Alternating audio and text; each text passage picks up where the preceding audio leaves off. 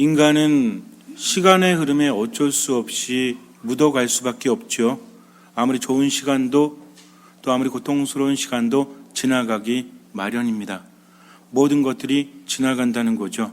그래서 너무나 좋을 때도 이것이 끝이 있겠구나라는 생각에 우리는 때로는 불안을 느끼기도 합니다. 이 모든 것들은 인간이 죽는다라는 바꿀 수 없는 명제 때문에 우리는 그 불안에서 벗어날 수 없다는 거죠. 이렇게 젊은 시기 또 나이가 들면 들수록 점점 더 빨라지죠. 내가 죽는 날이 다가오는구나. 이것을 의식하지 못한다고 할지라도 이미 나는 그것을 염두에 두고 있고 또 무의식적으로 느끼고 있기 때문에 무엇을 해도 깊은 즐거움, 기쁨을 느끼지 못합니다. 점점 삶은 우울해지고 공허해질 수도 있다는 거죠.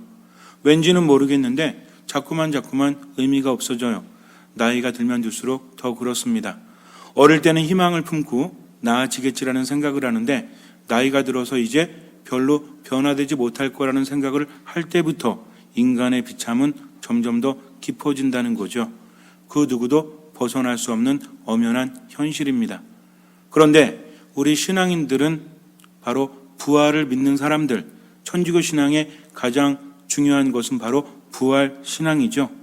여러분들은 부활을 믿으십니까? 믿지 않으십니까? 부활을 믿지 못한다면 참된 신앙이라고 말할 수 없죠. 우리가 세상을 살면서 주님의 뜻대로 살고 착하게 살고 의미 있게 추구하고 이 모든 것들이 만약에 부활이 없다면 아무런 의미가 없기 때문입니다. 천주교 신앙을 갖고 있음에도 불구하고 부활에 대해서 확신을 갖지 못한다면 우리의 삶 안에서 우리는 고통스럽고 힘들 때 그것을 이겨낼 수 있는 힘이 없다는 거죠. 예를 들어서 돈이 많고 권력이 높고 건강하고 이렇게 산다고 할지라도 인간의 삶이라는 것은 한계가 있죠. 나이가 들면 어쩔 수 없이 모든 것들이 허물어지게 되어 있어요. 그런데 만약에 부활이 없다면 결국은 최상의 상태를 즐긴다고 할지라도 희망적입니까? 절망적입니까? 인생은 절망적이죠.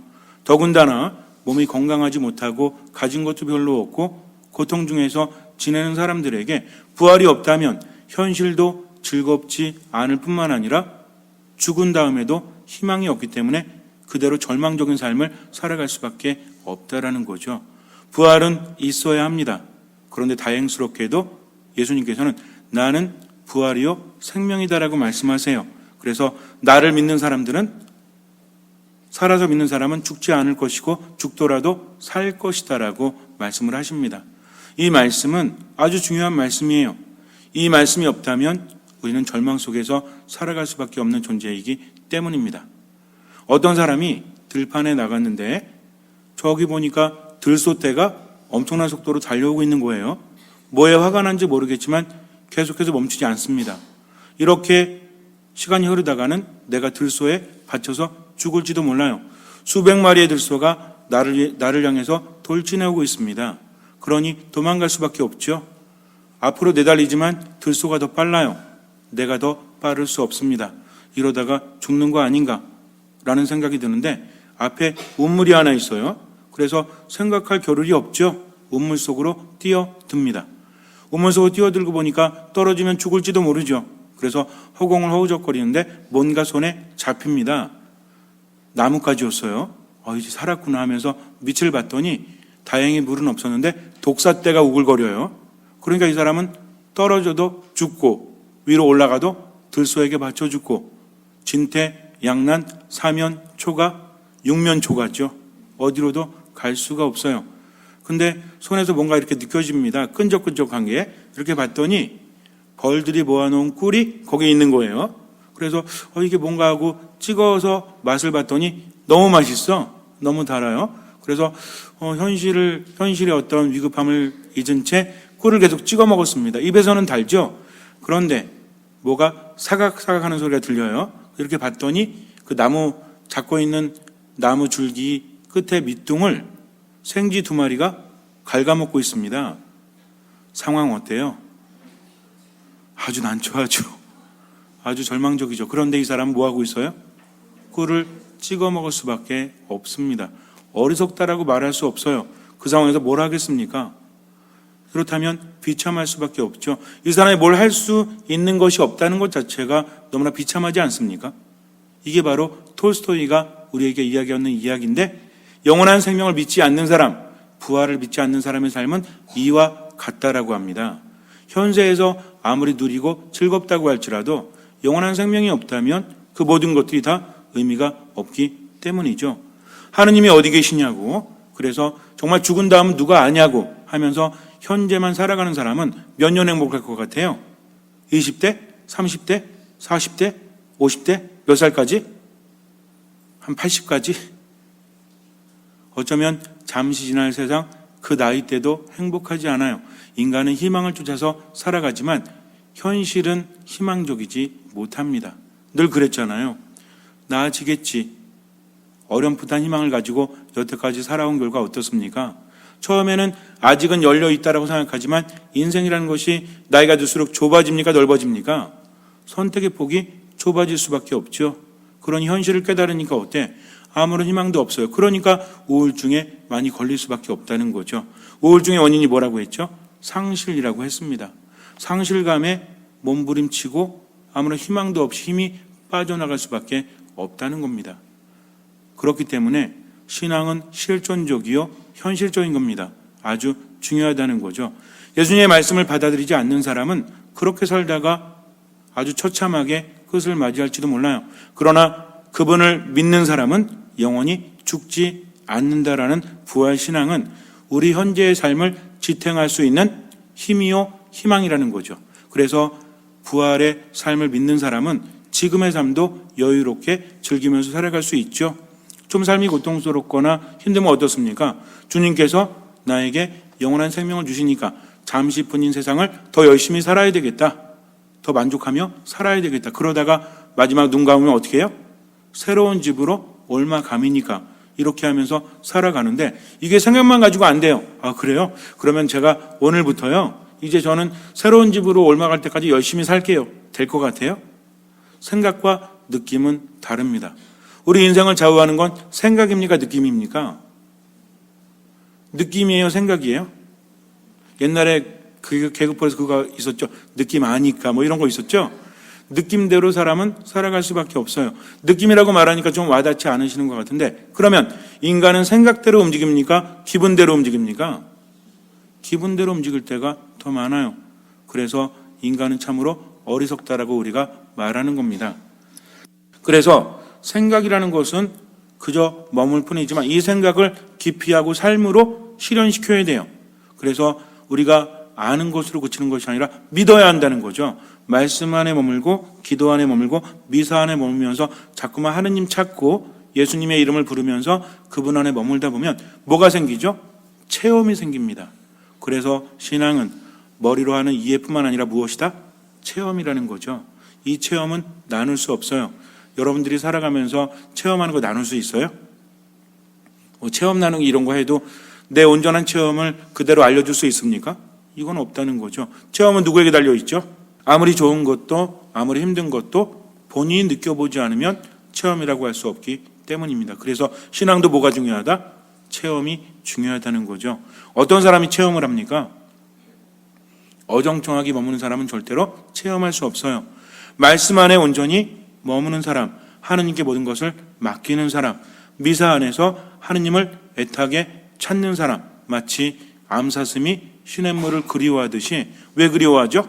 가서 목욕하려고? 목마른 사슴이 이제 이 목마름을 채우기 위해서 시냇물을 찾듯이 우리도 누굴 찾아야 된다? 하느님을 찾아야 한다는 거죠. 말씀 안에 생명이 있고 미사 안에 생기가 있습니다.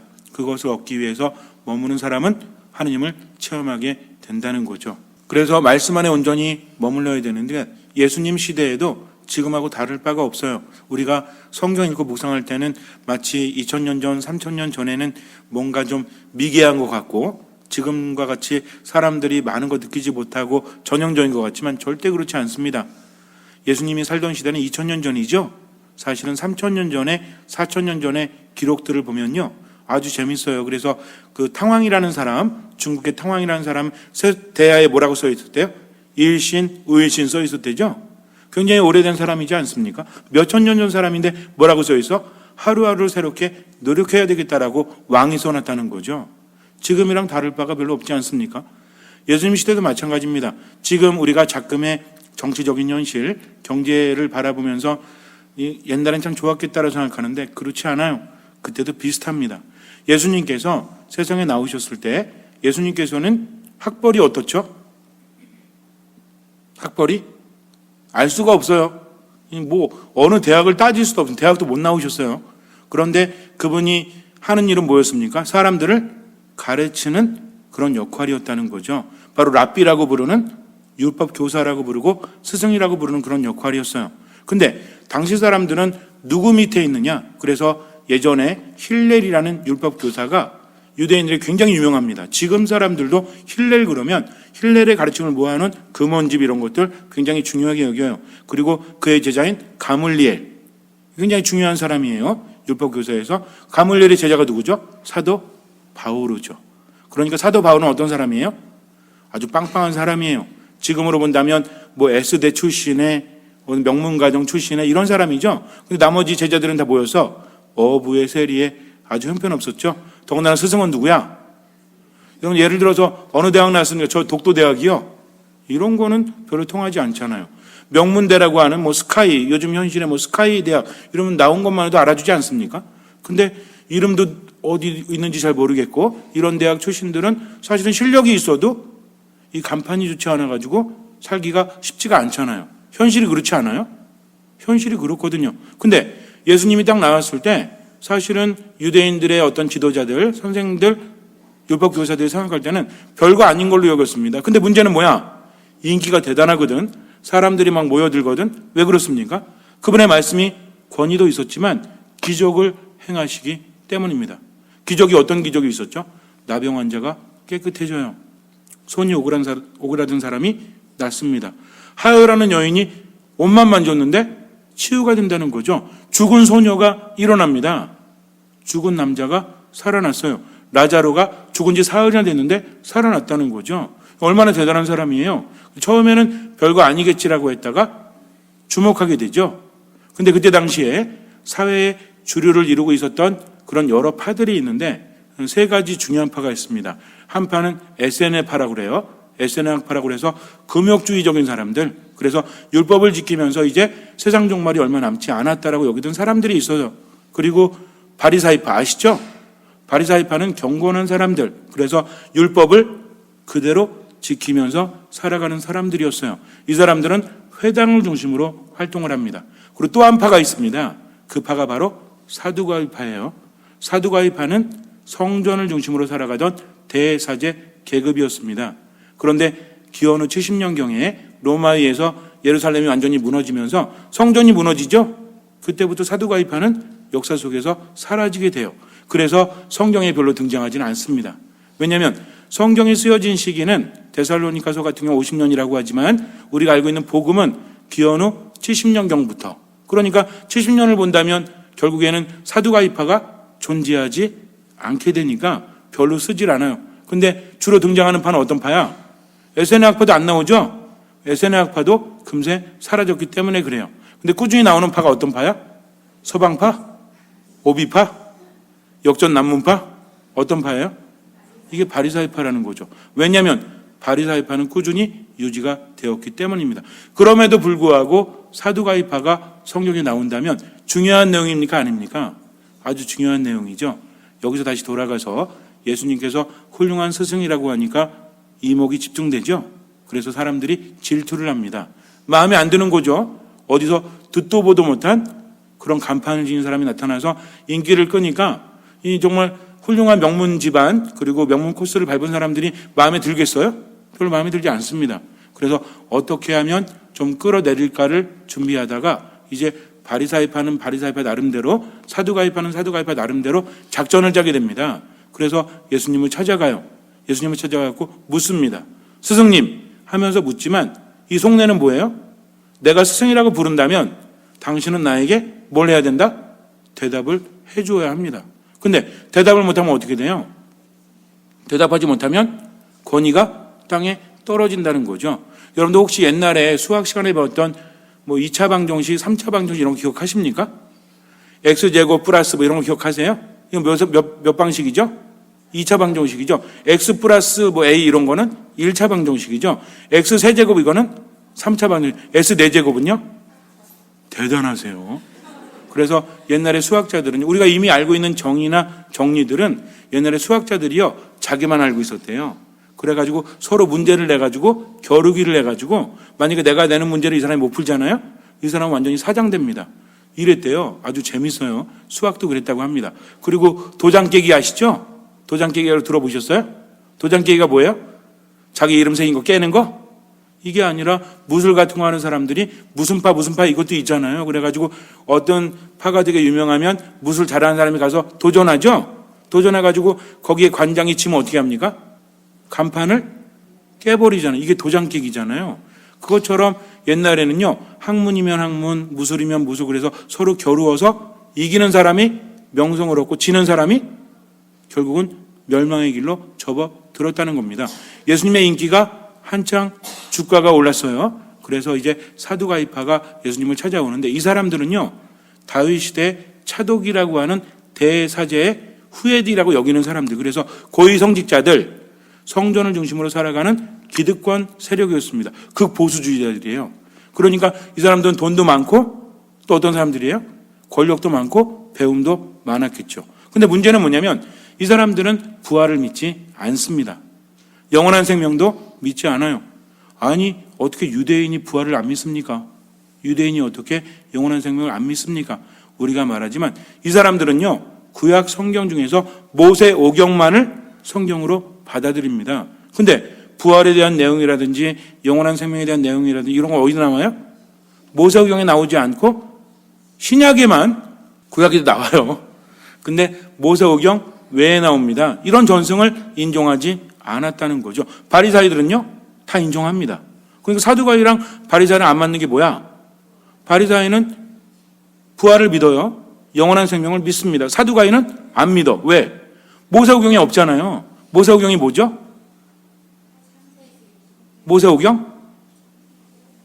성경을 딱 펼치면 처음부터 나오는 게 뭐예요? 창세기, 탈출기, 레위기, 신명기, 민수기 이런 거 나오잖아요. 이 5개가 뭡니까? 이게 토라라고 부르는 모세오경입니다. 이것만 믿는 겁니다.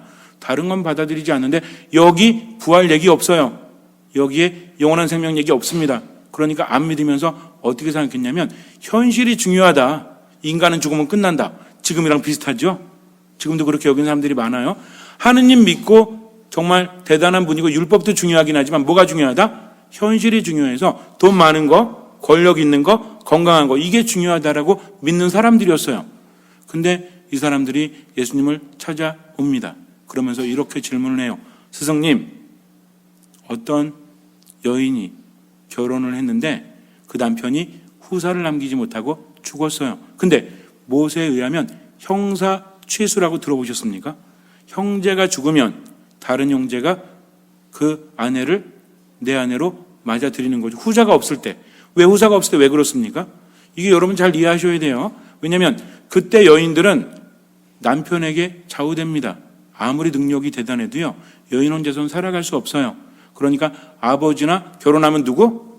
남편을, 나이가 들면 아들, 자식이 아닙니다. 딸은 소용없어요. 아들에게 의지하면서 살아갑니다. 근데 이 여인이 후사를 남기지 못했는데 남편이 죽었다. 그러면 앞으로 살 길이 막막한 거죠. 그래서 형제가 부인으로 맞아들여서 후사를 볼 때까지 부인으로 맞아들입니다. 근데 그 여인이 결혼했는데 맞이 죽었죠? 또 둘째 죽었죠? 셋째 죽었죠? 아주 작정을 하고 지금 문제를 내는 겁니다. 스핑크스의 문제는 저리 가라예요. 그리고 넷째 죽고 누구까지 죽어? 7까지 죽었대요. 그때는요, 만약에 아들 7 낳잖아요? 길거리 다니는데 어떻게 하는지 알아요? 고개 뻣뻣이 들고 나 아들 7 낳았어. 이러면 사람들이 뭐라고? 대단하세요. 정말 대단하십니다. 하느님의 은총 너무 많이 받으시죠. 아들 7을 낳았으면요, 남편한테 들이대도 돼. 왜? 남편하고는 헤어질 수 있죠. 근데 아들은 엄마 버릴 수 있어요? 내 밑에 누가 버티고 있어? 아들 7이 버티고 있죠. 그러니 세상 부럽지 않아요. 근데 다 죽었대. 이걸 만약에 시어머니 입장에서 본다면 뭡니까? 내가 고개를 뻣뻣이 들고 내 위신을 세워줬던 아들 7을 다 잡아먹은 이 죽일 년이죠.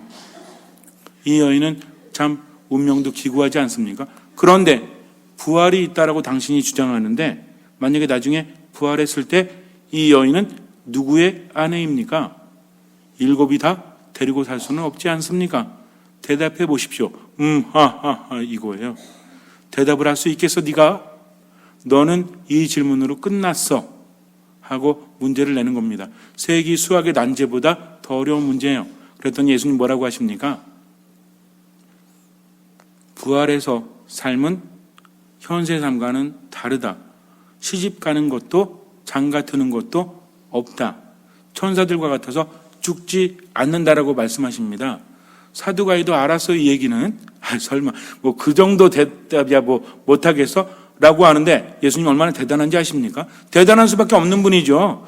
이 이야기까지는요 맞는다고 할지라도 예상했던 겁니다. 근데 그들의 말문을 막아버린 건 그 다음에 나와요. 모세 떨기나무 대목에서 이렇게 말한다 하면서 모세가 하느님께 뭐라고 합니까? 아브라함의 하느님, 이삭의 하느님, 야곱의 하느님이라고 하죠. 사두가이들에게 있어서 가장 권위가 있는 사람은 누구죠? 모세입니다. 모세 의경을 가장 중요하게 여기기 때문에 모세를 부인하면 돼요, 안 돼요?